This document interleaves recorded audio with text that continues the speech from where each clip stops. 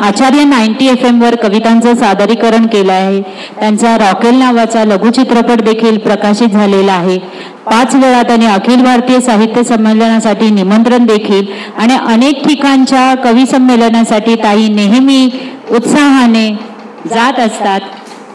फेसबुकवर आपल्या कविता अतिशय सुंदर अशा दिमाखात त्या सादर करीत असतात. कालच मला 19 एप्रिलला त्यांनी मला वाटतं संस्थापिका म्हणून कोणताही शब्दक्रांती बरोबर आरंभ आरंभ या संस्थेतर्फे त्यांनी कालच कवी संमेलन घेतलेलं आहे. आणि त्या कवी संमेलनामध्ये जी त्यांनी ओळ लिहिलेली होती की शोध हा आनंद, म्हणजे की तुम्ही आनंद घेण्यासाठी या. खरंच खूप छान. तर आज ताई आपल्याला पुस्तक दिनानिमित्त कविता सादर करीत आहेत.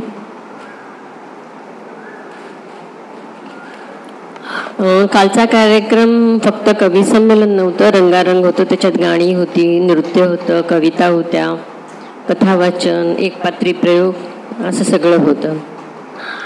ठीक आहे. मी कल्पना दिलीप मापुसकर कविता सादर करते. पुस्तक. वाऱ्याच्या हरतालावर फडफडते पुस्तकपान, इतिहासाचे संदर्भ सांगते गतकाळातील कथा छान.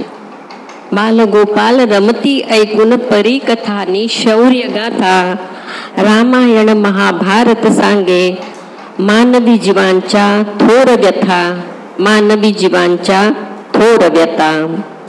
वाचन संस्कार दाखवते बौद्धिक संपन्नता चित्र, ही नकाळ जोडणारा पुस्तक जीवनी खरा मित्र, पुस्तकी जीवनी खरा मित्र.